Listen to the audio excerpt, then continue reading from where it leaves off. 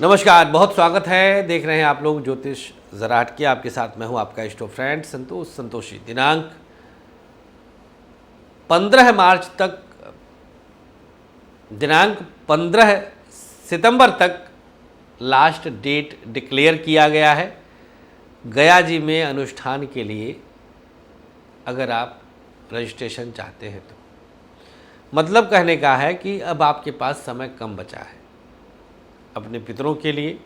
उनके जीवन के जो भी कर्मफल हम सब भोगते हैं, अपने पितरों के ही कर्मफल को भोगते हैं, जो हमारे लिए करके गए और जो हमारे शरीर में दे के गए, उसके आधार पर हम सुख दुख प्राप्त करते हुए उनकी मोक्ष के बाद के शुभ फल को पा जाएं, इसके लिए पिंडदान किया जाता है।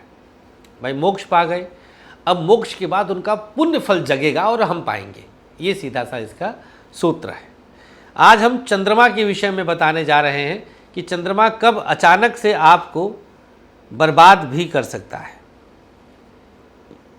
हर राशि पर चंद्रमा का एक विशेष प्रभाव होता है।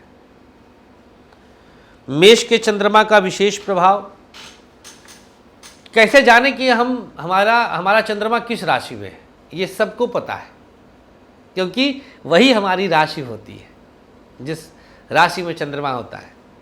जैसे मेरी वृश्चिक राशि है तो मुझे पता चल गया कि मेरा चंद्रमा वृश्चिक में है। आपकी सिंह राशि है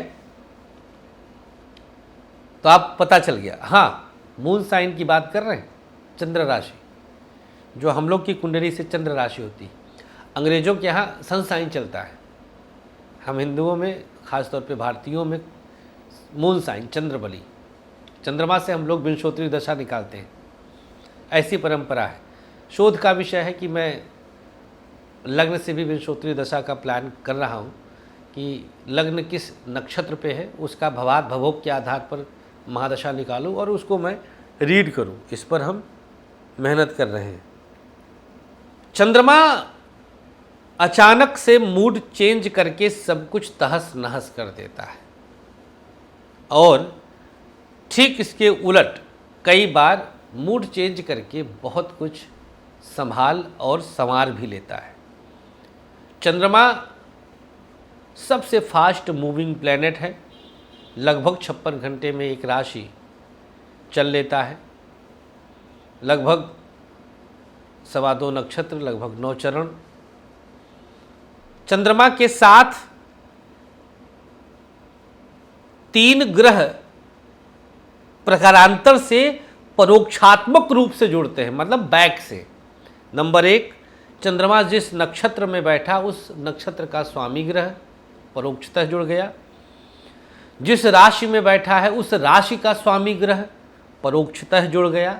और चंद्रमा स्वतः जो अपना बेसिक नेचर और जिस घर से निकल के बैठा है, मकर लग्न में है, मकर लग्न है तो सप्तमेश का अंश, सप्तमेश में शुक्र का प्रभाव। तो एक चंद्रमा पर लगभग 6-7 ग्रहों का तात्कालिक प्रभाव रहता है, मतलब इमीडिएट इफेक्ट। तात्कालिक मतलब इमीडिएट प्रभाव है। जैसे मेरा विशाखा नक्षत्र का चंद्रमा है तो बृहस्पति का तात्कालिक प्रभाव पड़ गया।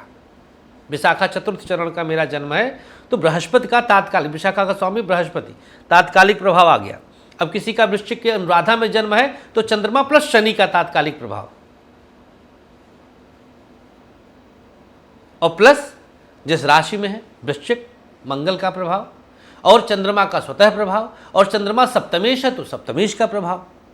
इतने अंशों को लेकर के ससुरा ये न मूड चेंज करेगा तो भला कौन करेगा। गोचर तो रहबे करता है। आज जो प्लैनेट चल रहा है चंद्रमा, जैसे अब आज मान लीजिए वृषभ में चल रहा है राहु के साथ, तो एकदम मारेगा आपको, हिलाएगा। चंद्रमा राहु में गोचर का चला गया।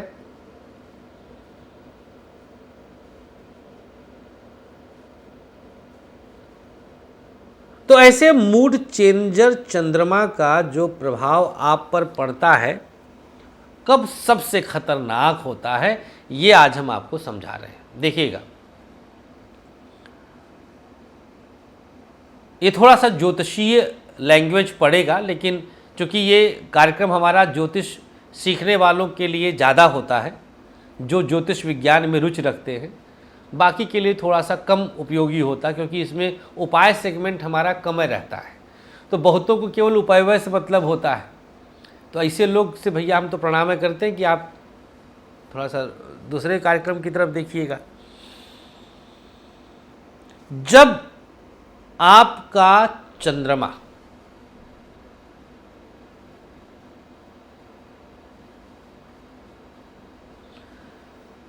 छठे भाव के स्वामी के नक्षत्रों से गुजरेगा, गोचर वाला,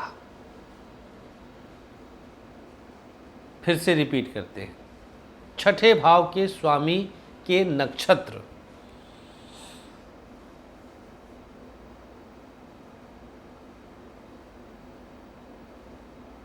ध्यान दीजिएगा,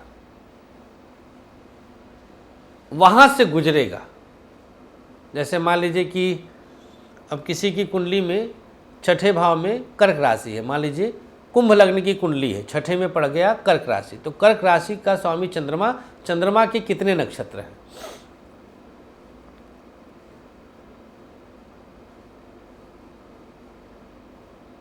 छठे भाव के स्वामी के नक्षत्र मैंने बोला है। अब कर्क राशि में तो अलग अलग नक्षत्र आते हैं, पुष्य नक्षत्र भी आता है, लेकिन हमें उससे मतलब नहीं है। छठे भाव के स्वामी का जो नक्षत्र है, जैसे अभी हमने किया कि बृहस्पति, विशाखा नक्षत्र का स्वामी बृहस्पति है, और छठे भाव में मान लीजिए धनु राशि पड़ जाए, तो उस दौरान आपका मूड बहुत निगेटिव वे में चेंज हो जाता है, जब आदमी तहस नहस कर सकता है, जीवन का क्षय कर सकता है, मर सकता है, मार सकता है, आग लगा सकता है, खुद पर भी, सामने वाले पर भी, किसी के घर में भी, गाड़ी से जंप कर सकता है, आत्महत्या कर सकता है। ये खतरनाक टाइप वाला मूड चेंजर चंद्रमा होता है। उस दौरान अगर आप ज्योतिष अध्ययन करते हैं तो उस दौरान आप खुद संभलिए, और किसी की कुंडली विश्लेषण करते हैं तो बताइएगा कि चंद्रमा जब बृहस्पति के नक्षत्रों से गुजरे, वो आप इस तरह से जान सकते हैं। उस दौरान खुद को संयत रखें, विशेष संभालें, विशेष सावधानी रखें। ये स्थिति उस स्थिति में और ज़्यादा भयावह हो जाती है जब छठे भाव के स्वामी का चंद्रमा से संबंध बनता है। 6 हाउस का लॉर्ड अगर चंद्रमा से संबंध बना ले तो ये स्थिति को और भयावह कर देता है। ऐसे व्यक्तियों को अपनी माँ का विशेष ध्यान रखना चाहिए, उनकी सेवा करनी चाहिए, उनका आशीर्वाद लेना चाहिए। माता का साथ आपके लिए बहुत शुभ होता है। माता जितना आपसे नाराज़ रहेंगी, दुखी रहेंगी, आप जितना माता का दिल दुखाएंगे। 2 चीज़ें हैं, किसी का दुखी होना और किसी का दिल दुखाना में बड़ा अंतर होता है। जैसे मान लीजिए कि हम पैंट शर्ट पहने हैं तो इससे किसी का दिल दुख जाए, हम किसी को गाली दे दें तो दिल दुख जाए, तो गाली देने वाला वो कहा जाएगा दिल दुखाया।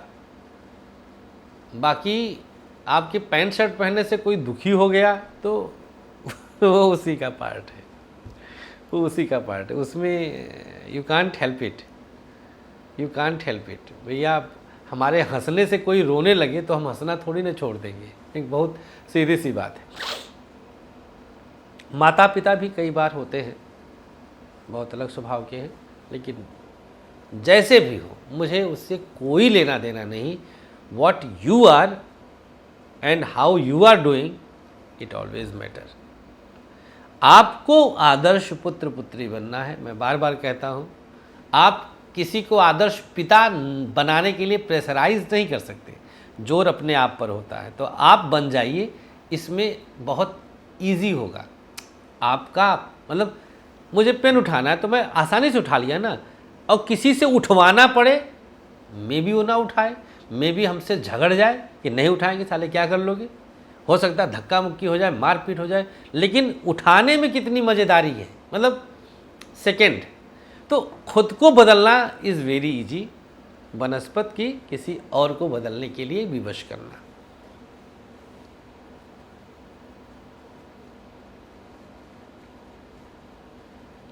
ये है मतलब ये है मतलब। तो ऐसे चंद्रमा के लिए माता की खूब सेवा करें, माता का आशीर्वाद लें, माता से स्नेह रखें, बस अपना बहुत ख्याल रखिएगा। नमस्कार, श्री राधे।